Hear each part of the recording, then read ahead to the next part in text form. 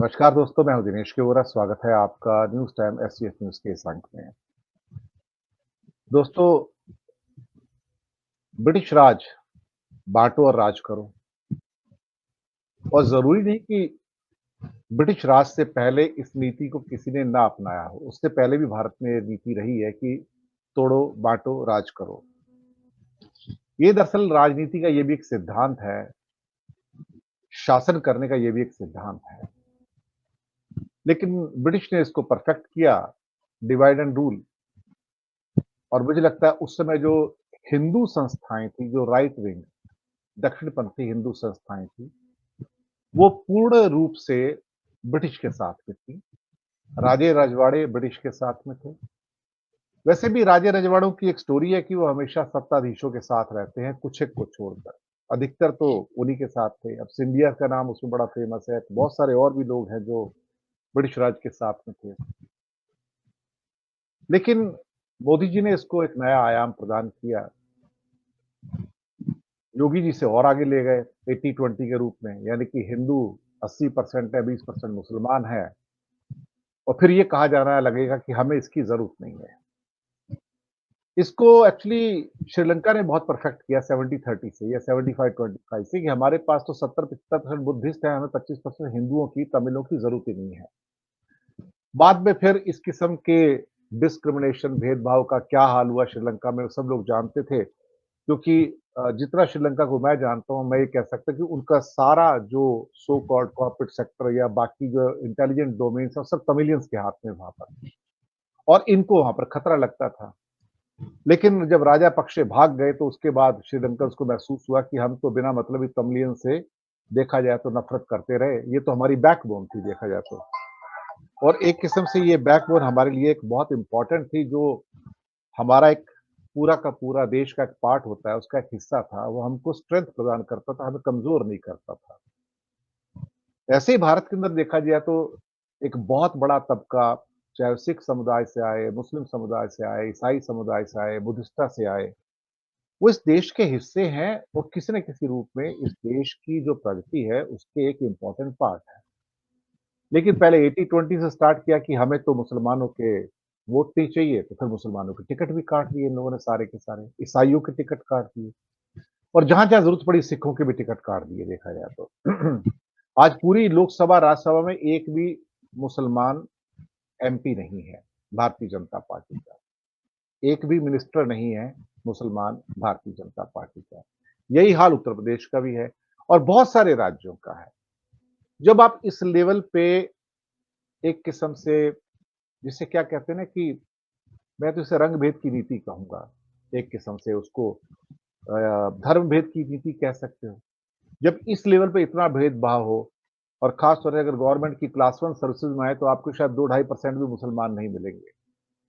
अगर आप इंटेलिजेंस की सर्विसेज़ में चले जाओ भारत सरकार की, तो वहाँ पे तो शायद आपको 1% भी मुसलमान नहीं मिलेंगे, मैं आपको यकीन से कह सकता हूँ क्योंकि उस व्यवस्था का एक मैं भी हिस्सा रहा हूँ।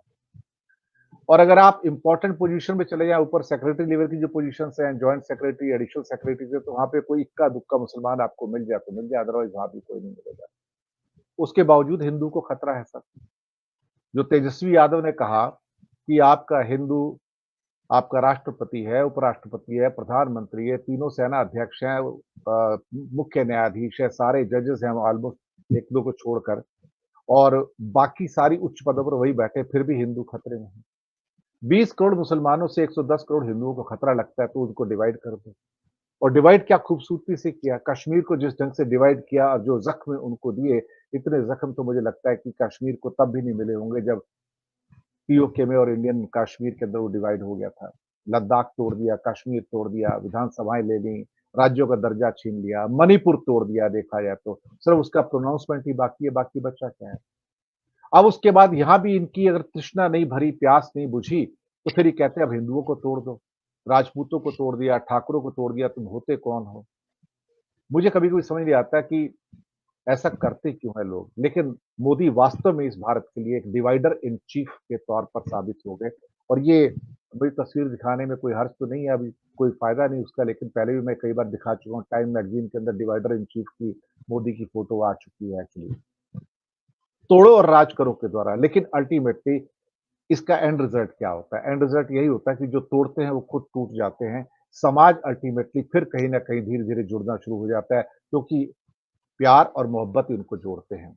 आज आप जो गुजरात में कर रहे हैं, मध्य प्रदेश में कर रहे हैं, यूपी में कर रहे हैं, जैसे कि योगी महाराज ने एक बात कह दी कि यहाँ तो गोकशी की तो बात छोड़िए, उत्तर प्रदेश में अगर गोकशी का विचार भी मन में आ गया तो मैं आपको जहन्नुम भेज दूँगा, जहन्नुम भेज दूँगा।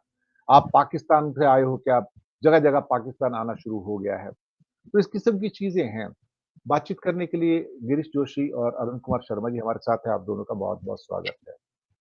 हर चीज़ में डिवीज़न, हर चीज़ में डिवीज़न, हर चीज़ में डिवाइड करते हैं, लेकिन अल्टीमेटली वो ये नहीं समझते कि देश तो अपना ही है, लोग तो अपने हैं।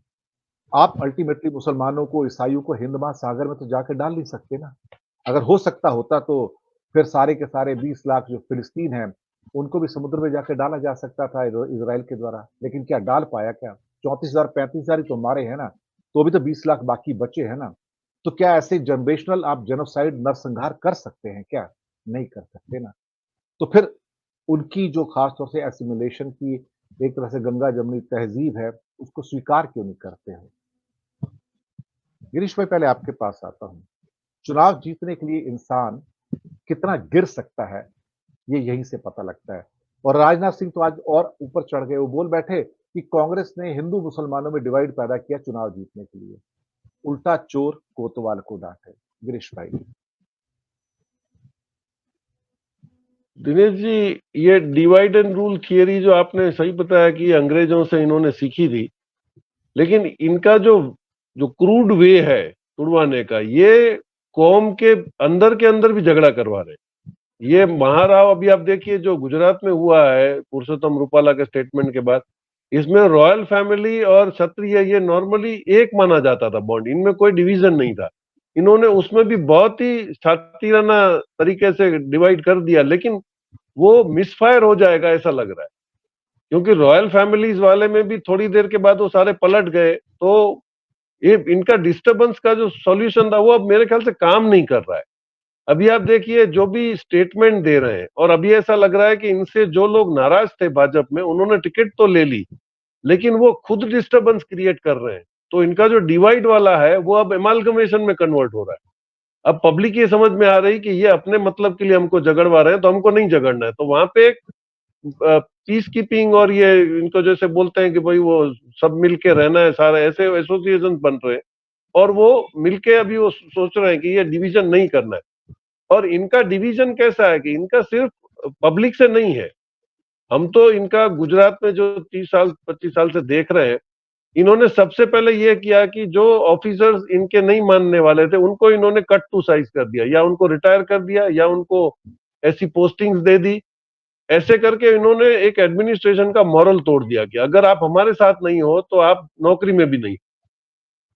वहां से शुरू हुआ कि भाई जिसको भी नौकरी करनी थी वो जी हजूर हो गया। फिर इन्होंने अपने वो जो सारे प्लान्स थे उसको उन्होंने डिजाइन करना शुरू कर दिया। आप सबसे पहले देखिए 2002 में जो गोधरा का एपिसोड हुआ, वो पूरा अगर वो ऑर्केस्ट्रेट था, अगर वो उसमें पुलिस साथ में नहीं होती, एडमिनिस्ट्रेशन साथ में नहीं होता, तो शायद ये नहीं हो पाता। तो डिवीजन का जो इन्होंने सिस्टमेटिक रास्ता किया था, इन्होंने पहले फार्मर्स को अलग कर दिया, फार्मर्स को डिविजन्स में डाल दिया, जो पैसे वाले फार्मर्स थे उनको उन्होंने एक दूसरों के साथ भिड़वा दिया।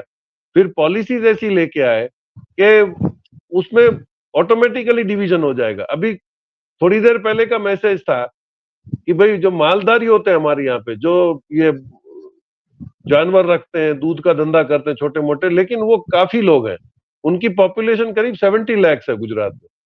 तो एक म्युनिसिपल कॉर्पोरेशन का रूल आ गया कि भाई आप लोग जो अपने जानवर हैं वो घर पे नहीं रख सकते, या अपन ने कोई स्पेशल जगह लेके प्राइवेट उसमें नहीं रख सकते।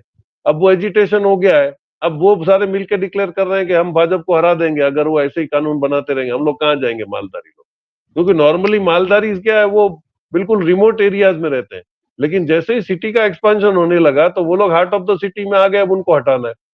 अब हटाना है तो कंपेंसेशन का क्लॉज आ जाएगा।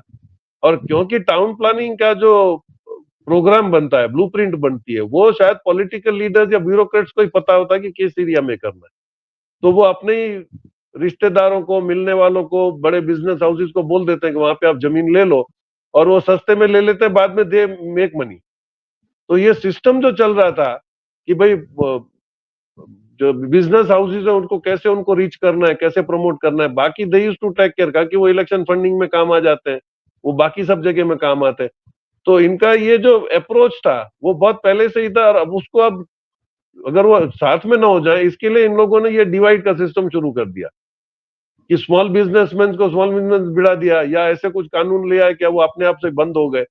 तो इनका जो पूरा कंसंट्रेशन था कि पैसा एक जगह पहुंच जाए बिजनेसमैन के पास और वो सारा स्टेट का फाइनेंस चलाने लगे। तो इसी में डिवाइड एंड रूल की थियरी जो इनकी है वो हर सेक्शन में चल रही है, सिर्फ पॉलिटिकल नहीं है दिनेश।